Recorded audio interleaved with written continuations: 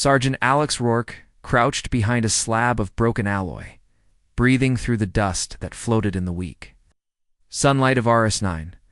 Only 2 hours earlier, the sky had been filled with streaks of Zarkith plasma fire. Now the battlefield lay silent. Towers that once held human banners bent like melted candles. Gunmetal sand covered everything, even the wreck of Alex's dropship. He ran gloved fingers across his helmet visor, clearing ash so he could scan the horizon again. Nothing moved except curling smoke. His radios were dead. The blast pulse had fried their circuits. Somewhere, scattered across the planet, the rest of the 22nd Expeditionary Unit might still be fighting or dying, but Alex had no way to reach them.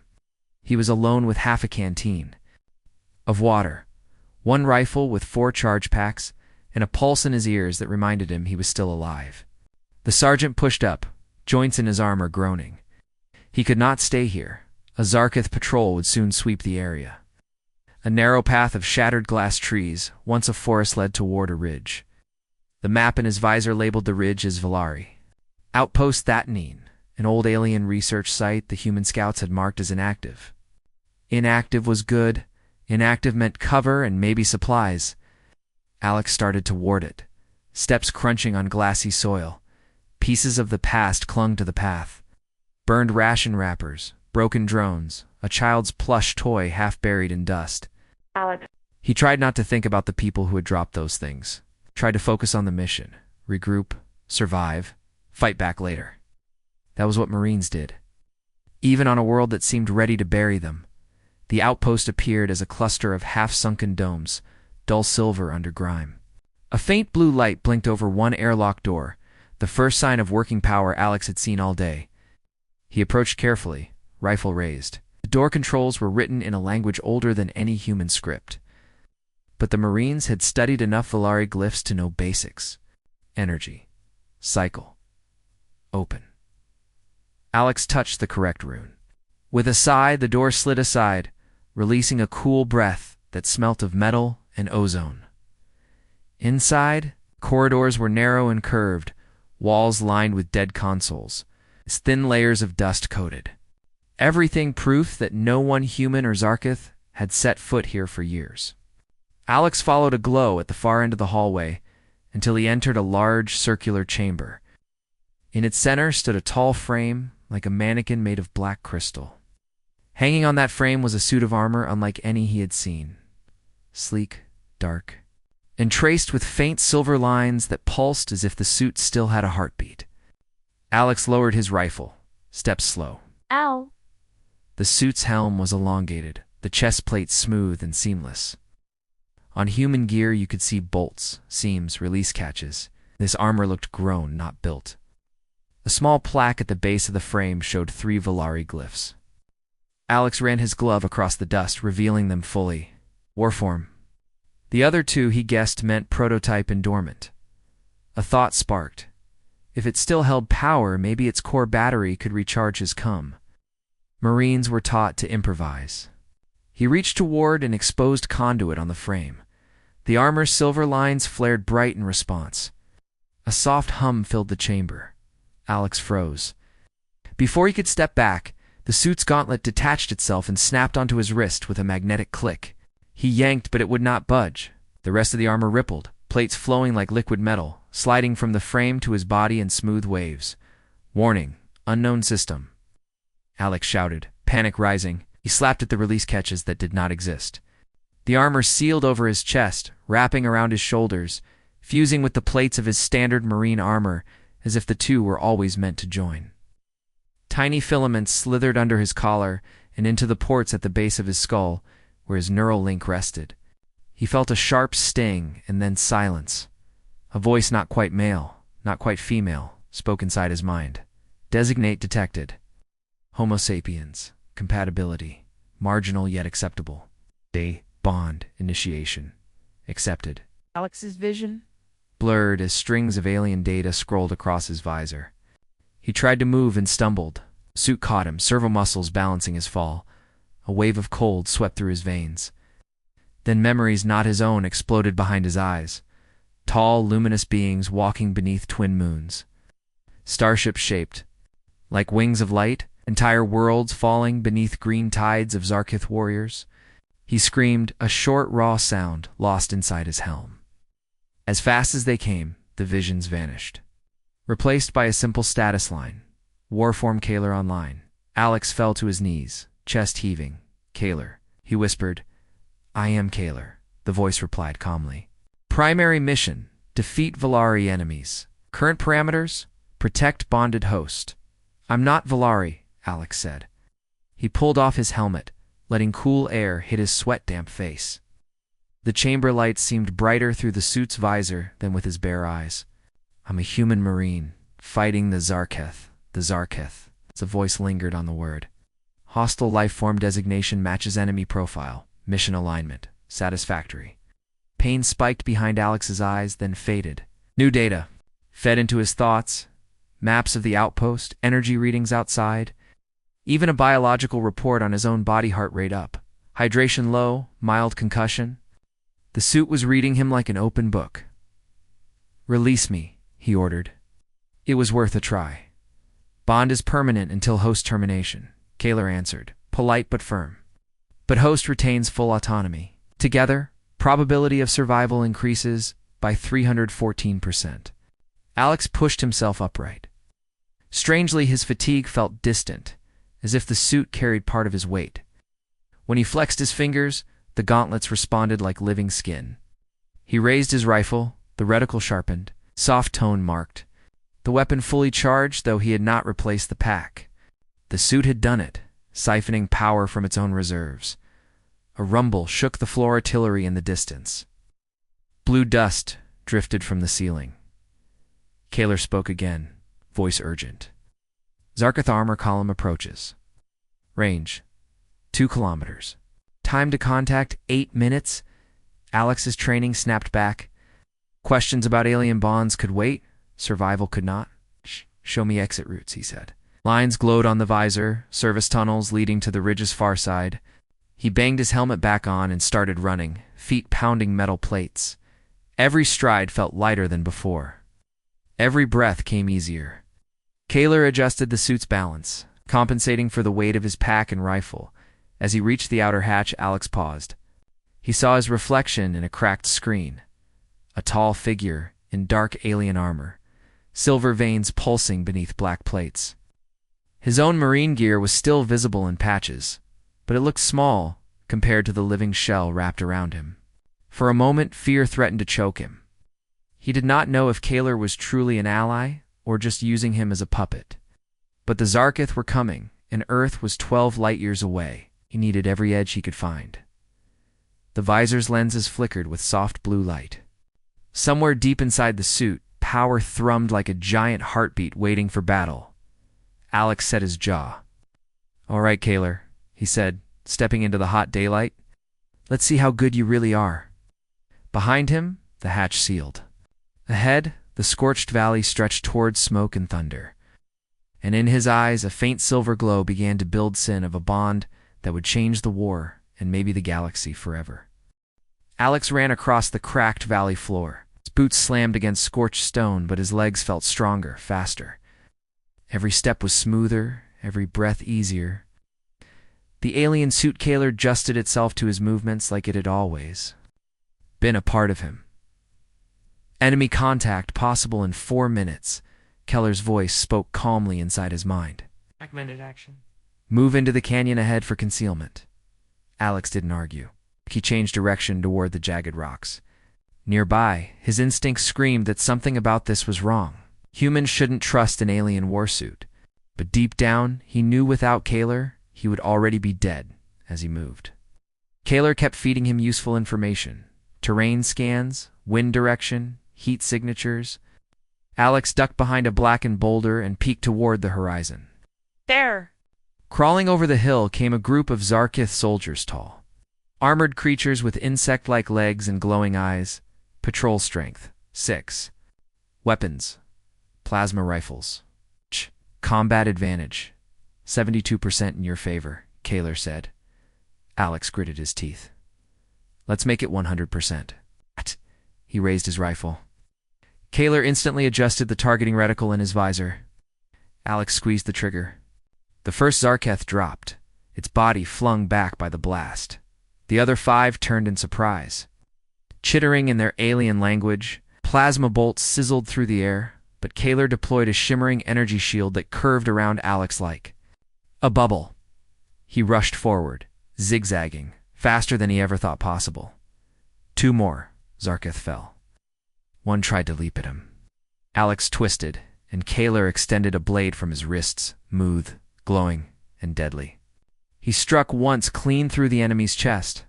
The last 2 tried to retreat, but Alex didn't give them the chance. The battle was over in seconds.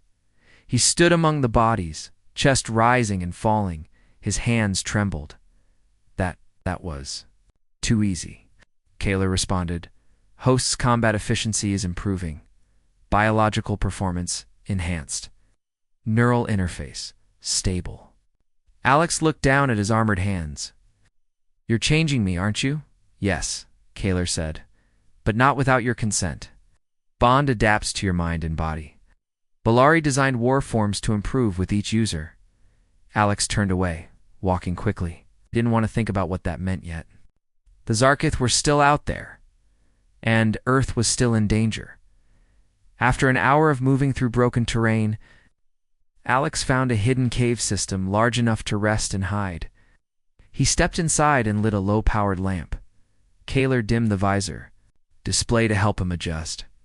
Recommend hydration. Your levels are low. Lex took a drink from his canteen, then sat on a rock.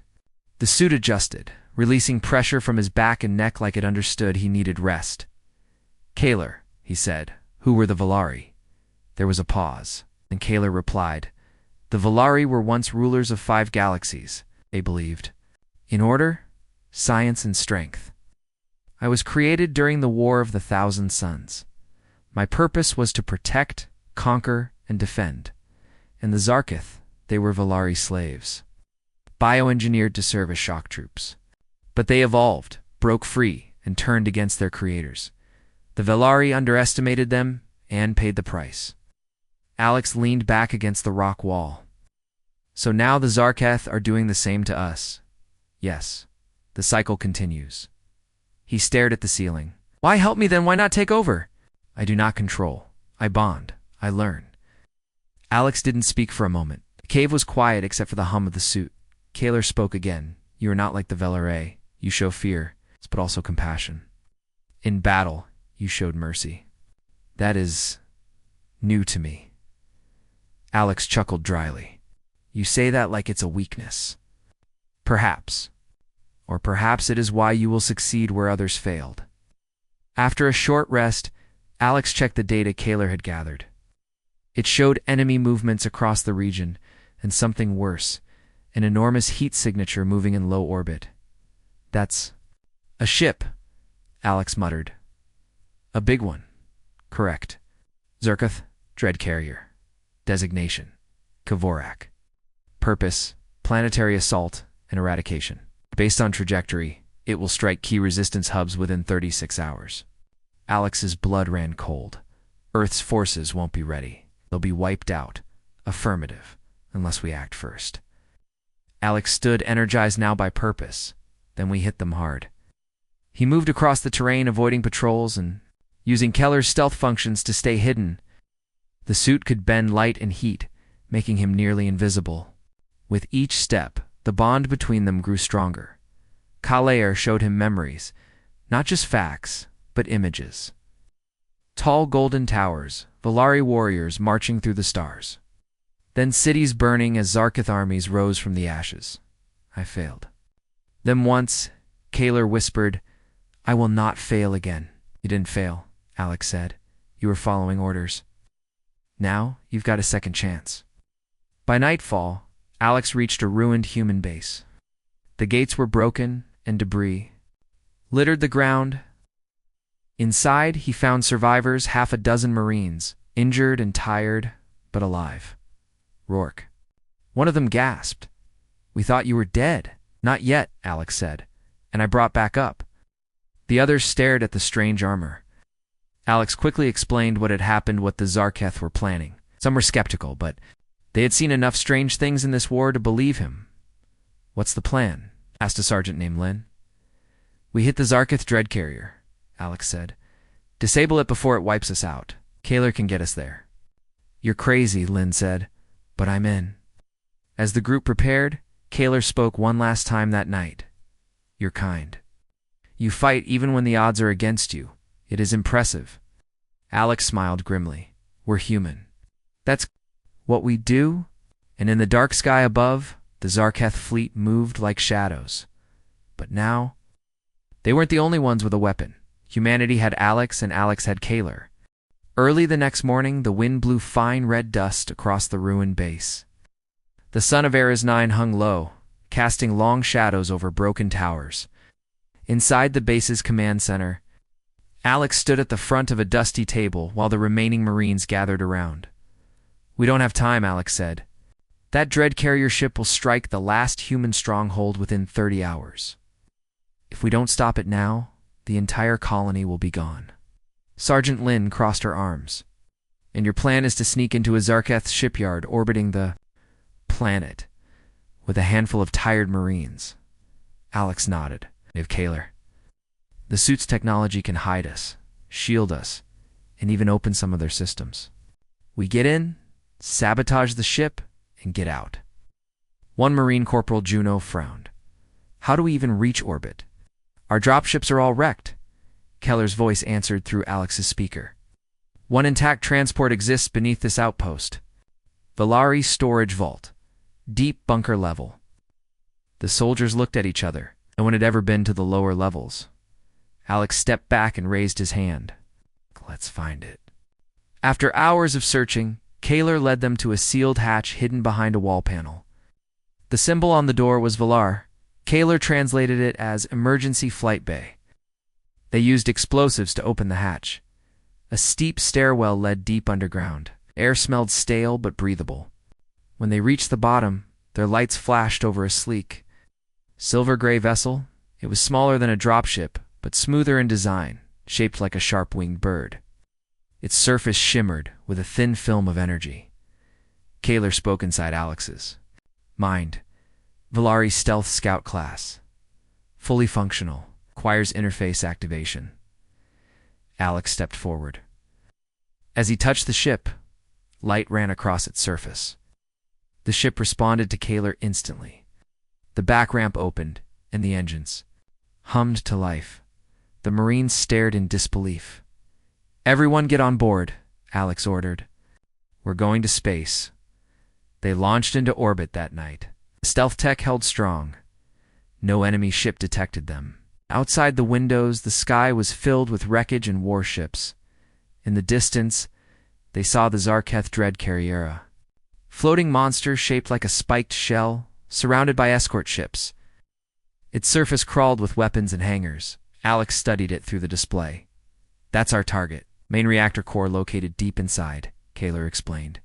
Shielded but vulnerable. Destroying it will trigger a chain reaction. Alex looked at the others. We go in quiet, split into two teams. One hits the core. The other plants charges in the command deck. If we succeed, the dread carrier falls. Team nodded. They landed in a hidden docking bay on the dread carrier's lower side. The halls inside were dim, full of green mist and strange shifting lights. The Zarketh architecture felt alive like the ship itself was watching. Kaler kept them hidden, using its energy cloak to blend with the shadows. Every step echoed softly, but no alarms went off. Then they reached a fork. Alex took Juno and Lynn toward the core while the others moved to the command level. As they moved, Kaler warned, 2 life forms approaching. Alex signaled the team to hide. 2 Zarketh guards marched past, unaware. Alex didn't engage. They had to stay quiet. Finally, they reached the main core chamber. A massive green crystal spun slowly in a containment field. Bright lines of energy pulsed from it like a heart. This is it, Alex whispered. Kaler extended a blade from Alex's arm. I can cut into the crystal's anchor points. You plant the charges. Juno opened her pack and placed small magnetic bombs on the outer ring. Lynn covered the doorway with her rifle. Then the alarm screamed. Detected, Kaler shouted. Multiple enemies closing fast. Yes, Zarketh warriors swarmed from every hallway. Alex and Lynn opened fire, holding them back while Juno finished setting the last charge. Kaler activated energy shields and fired microbursts of energy through Alex's arm. Alex fought like never before. Every movement guided, every shot perfect. One of the Zarketh managed to grab Alex and throw him across the chamber. He hit the wall hard. His visor cracked. Keller's voice was sharp. Host injured. Pain threshold increasing. Shall I activate battle override? Alex wiped blood from his mouth. No, I'm still in control. He stood again. His vision was blurry, but he pushed forward. He dodged one last strike, then stabbed the core with Keller's blade. A deep hum filled the room. The core began to flicker. Juno shouted, "Charge is armed!" Then we fall back. The team sprinted toward the docking bay. Enemy fire rained around them. One Marine from the command team, injured, limped toward them. Alex grabbed his arm and helped him along. The dread carrier shook with distant explosions. Red lights blinked across the walls. They reached the ship and boarded. Kaler sealed the hatch just as the floor behind them exploded. Engines primed. Kaler said, "Get us out of here." Alex shouted. The stealth ship blasted away from the dread carrier. Behind them, the massive alien vessel cracked apart. Flames erupted from its core. The explosion lit the black sky with green and orange light. Cheers echoed through the small ship. They had done it. Alex sat down heavily, heart racing. Keller's voice was calm. Mission complete. Dread carrier destroyed. Enemy losses severe. Alex closed his eyes. Good, but this was just one ship. The war isn't over yet. Kaler paused. Correct. But your kind just proved something rare. You're small in number, but powerful in spirit. Alex opened his eyes, tired but smiling. Then let's make sure the galaxy remembers what humans can do. And outside the ship, the stars shined, a little brighter witness to a battle that would change everything. The stars outside the window glowed cold and distant. Inside the stealth ship, Alex stood at the front, staring at the glowing map on the screen. It showed a much bigger target Nokathara Small, the largest Zarketh dreadnought in the fleet. This was not just a warship, it was the flagship of the invasion. It controlled hundreds of enemy vessels, gave orders to the Zarketh armies, and carried something worse, a planet killer weapon. If they didn't stop it, the next strike would be Earth itself. Kaler spoke inside Alex's mind. Boarding this vessel is extremely dangerous. Probability of survival, 14%. Alex smiled slightly. Then we make that 15% and rise from there. Marines around him laughed quietly. They had seen what Alex could do in that alien suit. Now, they trusted him more than any general. Sergeant Lin leaned forward. How do we get in without being turned to dust? Kaler answered through the ship's speaker. There is a narrow cargo vent near the dreadnought's spine. It connects to their inner maintenance tunnels. Shielding there is weaker. We can breach it without triggering alarms. If we time it between patrol cycles, Alex nodded. Then that's our door. Gear up, and we finish this tonight. The stealth ship slid through the cold silence of space like a shadow. The dreadnought ahead of them grew larger with every second. It was black and jagged, shaped like a monstrous shell, the size of a small moon. The ship shook slightly as they latched onto the vent and began cutting through. Kaler did most of the work, controlling the tools through Alex's suit. Within minutes, the hatch fell open. The team dropped one by one into the darkness. Inside the dreadnought, the air was thick and warm. The walls pulsed faintly with green light, like the ship was alive and breathing. The narrow tunnels twisted and curved with no clear path. Kaler helped by projecting a map into Alex's visor, slowly building it as they moved. This place gives me the creeps, Juno whispered. Stay focused, Alex said. This isn't just another ship, it's their hive. The team split again. Alex, Lynn, and two others would head to the core systems. The rest would go toward the weapon control center. Their goal, shut down the dreadnought before it could launch its attack. As Alex led his team forward, they passed through strange chambers filled with glowing pods. Inside some of them, half-formed Zarkith creatures floated, not yet alive. "Are they cloning themselves?" Lynn asked. Kalar answered. "Yes, this ship breeds new warriors during travel." It's not just a machine, it is a factory, a temple, and a fortress. They pressed on in silence. When they reached the main power hub, they found a massive chamber with rotating rings of energy spinning around a tall black core. Zarkith engineers worked silently at their stations. Alex signaled the others. Now, they struck hard and fast. Plasma rifles lit the room. Kalar activated his energy blade, and Alex moved like lightning, dodging, striking. Defending .1 Zarkith fired a bolt that hit Lynn in the shoulder. She fell with a cry. Alex rushed to her side. "You okay?" She gritted her teeth. "Just a burn, keep going." Alex stood and cut through the last two guards. The room fell silent again. Kalar spoke. Accessing control systems, core shielding unlocked.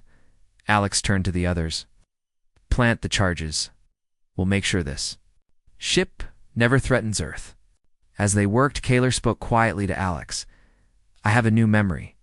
Something I was not programmed to hold." "What is it?" Alex asked. "It is not data. It is a feeling." "From you?" Alex paused. "You mean emotions?" "Yes," Kalar replied. "Fear, loyalty, courage. I feel them through you. Now understand why you humans fight so hard, even when you are weak." Alex smiled. "We're not weak. We just never give up." Just as the last charge was armed, Keller's voice changed. Alert. Another presence approaches, different from all previous Zarkith. The far wall slid open. A tall figure stepped out, part machine, part creature, covered in spiked armor. Its eyes glowed with deep red light. "The Zarkith High Warden," Kalar whispered. "One of their war leaders." The warden raised a strange weapon and roared. Alex stood between it and his team. "Go, get out now." The others hesitated, but Alex shouted louder. "That's an order." They ran. Alex faced the warden alone. The two charged at each other. Sparks flew as their blades clashed. Alex ducked, spun, struck butt. The warden was strong, fast, and skilled. Each hit sent pain through his body. Kalar tried to help, calculating every move. But the warden was unpredictable. Alex took a hit to the ribs and fell. His vision blurred. Keller's voice asked quietly, "Do you wish me to take control?" Alex hesitated. If Kalar took over, he might survive, but he would lose himself. "No," he whispered. "I can do this." He stood again. One last burst of strength flowed through him, not from the suit, from his own will. He dodged the warden's final strike and drove the blade through its chest. The creature screamed and fell. Alex collapsed beside it, breathing hard. "You did it," Kalar said. "Without me." "No," Alex whispered. "We did it. Together." He limped back to the ship. The others had made it. Lynn was wounded, but alive. The charges were armed. Kalar flew the ship out just as the dreadnought behind them began to shake and burn. From space, they watched the massive vessel split apart. It was the biggest Zarkith loss since the war began. Alex sat back, eyes closed. Kalar was silent, but for the first time he felt not just like a machine, but like a friend. Space was quiet again. Stars looked peaceful, like nothing bad had ever happened. But Alex Rourke knew the silence was just a break. The war wasn't over yet. He stood near the edge of the small stealth ship, staring at the floating pieces. Of the destroyed dreadnought, the Zarkith flagship, Kythoris Ma, was gone. Earth was safe for now. Behind him, the Marines were resting. Lynn's wound had been treated. Juno was checking supplies. Everyone was tired, but hopeful. They had won a big fight, but Alex felt something deeper. Inside his mind, Kalar spoke softly. "Host, you should rest." "I will," Alex said. "But something's still coming. I can feel it." Kalar paused. "You are correct.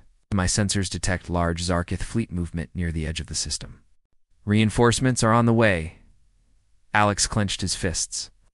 Then we need a way to fight them. Something stronger. There is one option, Kaler said slowly. A last protocol the Valari left behind. Alex turned. What kind of protocol? Kaler explained. Long ago, the Valari had hidden sleeping war machines, eye-controlled weapons, and ships across the galaxy. These relics could only be awakened by a Valari core signal. Kaler, now bonded with a living host, could send that signal. But if we call them, Kaler warned, we may not be able to control all of them. Some may follow, others may not. Alex stayed quiet for a moment, then he nodded. We don't have a choice. If we don't act, Earth could be next. Later that night, the crew gathered. Alex stood in front of them. There's a hidden Valari signal, he told them. If we activate it, we might bring help from ancient war machine ships, drones, and more. It's risky, but it might give us a real chance to end this war. The others looked at each other. Then Juno spoke first. I say do it. We've come this far. Lynn nodded. We trust you, Alex. You've already done the impossible. With silent agreement, Alex turned to Kaler. Send the signal. Kaler activated a beacon. Soft pulse traveled across space like a whisper. Moving through the stars at first, nothing happened. Then one by one, they began to appear. Small lights flickered across the dark sky. At first just a few, then dozens. Then hundreds. Sleek black ships, ancient drone carriers, large cruisers with smooth curves and glowing symbols. Each vessel had the same soft silver lights. Running along their sides, just like Keller's armor, Alex watched, stunned. They answered, yes, Kaler said quietly. They heard the call. After all this time, they returned. The Valari fleet gathered around the stealth ship, scanning it. One of the larger ships sent a message not in words but in thought. Kaler. Translated, they recognize me. They see my bond with you. They accept your leadership. For now, Lex felt a deep responsibility settle in his chest. Then let's not waste this chance. With new allies, Alex and the Marines returned to a human command station orbiting the outer moon Terra Nova Beta. At first, the humans were afraid of the Valari ships, but once they learned the truth, they began working together. Engineers studied the alien tech, combining it with human weapons. Soldiers trained with Valari drones. For the first time, humanity had a real army strong enough to fight back. Alex became a symbol not just of survival, but of something more. He was a Marine, bonded with ancient power. But he had never used that power to rule, he used it to protect. One evening, while watching Earth from a command deck, Alex spoke with Kaler. Do you ever miss the Valari? He asked. There was a long pause. I was made to serve them, Kaler replied, but they never treated me like you do. You give me choices. You respect me, I think. I am more alive now than I ever was with them. Alex smiled. Maybe that's what makes us human. We give others a chance to become something better. The peace didn't last long. Scouts reported that the Zarkeith Grand Armada was arriving 10 times larger than anything they had faced before. Their leader, known as the Zarketh Queen, was with them. She was ancient, powerful, and angry. She had seen her flagship destroyed. She wanted revenge. Alex stood before the combined human Valari council. She won't stop, he said. Burn Earth, destroy every colony, wipe out everything we've built. We either fight her, nor lose everything. A silence fell. Then the council agreed. They would take the battle to space, not just to defend, but to end the war. The largest fleet in human history assembled alongside the Valari war machines. Ships of metal and light carrying both past and future stood. Readied Alex sat in the command seat of the lead vessel. Controls responded to Keller's thoughts. This is it, Alex whispered. Win or die. Kaler replied calmly. Together, we are more than we were alone. Together, we rise. Engines roared, and the fleet jumped into the stars, toward the final battle. The battle was over. The Caldari fleet had been defeated, their command ship crippled, and their forces scattered. Jack sat in the cockpit of his ship, watching as the wreckage of the alien fleet drifted slowly into the void of space. His mind was still processing everything that had happened. The last few days had felt like a blur, but one thing was clear. Earth had survived, and humanity was stronger than ever. His hands still tingled from the energy of the suit which had saved him, and his squad more times than he could count. But it wasn't just the suit's power that had made the difference.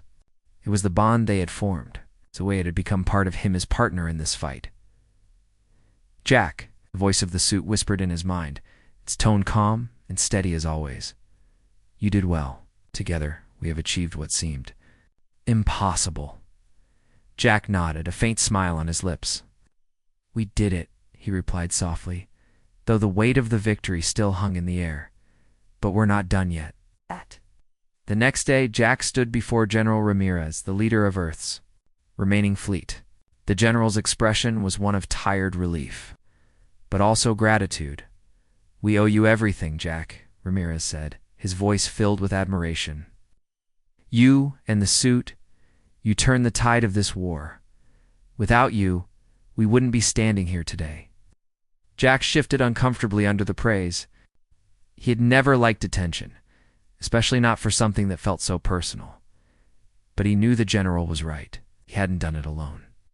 The suit had been crucial, its power giving him the edge he needed to defeat the Caldari. But it was more than just a weapon. It had become his partner, and together, they'd faced the impossible. "Just doing my job, sir," Jack said with a slight shrug. "But it's not over. The Caldari aren't the only threat we face. There are other enemies out there, other challenges we haven't seen yet." Ramirez nodded, understanding the gravity of Jack's words. "You're right. This war is over. But we've only just begun. Earth will need more than just a few ships to keep the peace. We'll need to rebuild, prepare for whatever's next." Jack looked down at the suit, still worn from the battle, but still as powerful as ever. It was silent now, but Jack could feel its presence. A constant reminder of what they had accomplished together. "Are you ready for what's next?" Jack asked, his voice low. He wasn't sure who he was asking, Ramirez or the suit, but the question felt important. The suit's voice filled his mind, calm and reassuring. "We are ready, Jack. Together, we will face whatever comes. We are not just survivors. We are the future." Jack smiled, feeling a warmth spread through him. The bond between them had become something he couldn't explain, something deeper than he had ever expected. He wasn't just a Marine anymore. He was a soldier with a powerful partner, and together they were unstoppable. Days passed, and Earth began the long process of recovery. The war had left scars, but there was hope now. Earth's people had witnessed the impossible, and they believed in their ability to rebuild. Jack and his team were hailed as heroes, their names spoken with admiration across the globe. But Jack knew that the true heroes weren't just the ones who fought on the front lines. It was the ones who continued to believe in the possibility of peace. It's the ones who kept moving forward despite the odds. As Earth's fleet began to rebuild, Jack found himself in a new role. He was no longer just a soldier. He was a leader, a symbol of humanity's resilience. The suit, once a mystery, had become a tool of hope. Its technology shared with the Earth scientists to help them build better weapons, better defenses. But Jack knew that its true power was more than just physical strength. It was about connection, trust, and partnership. One evening, as Jack sat in his quarters, looking out at the stars, the suit's voice filled his mind again. "Jack, you are not alone. We are all connected. Together, we are stronger than we could ever be apart." Jack closed his eyes, taking a deep breath. Plus, he knew the war was over, but the future was still uncertain. There would be new challenges, new threats. But with the suit by his side, he felt ready for anything.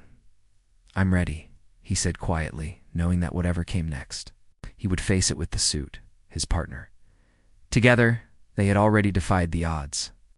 And together, they would face the future one step at a time.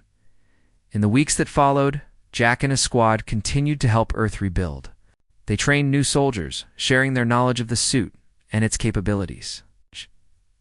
Jack's bond with the suit grew stronger, and he began to understand it on a deeper level.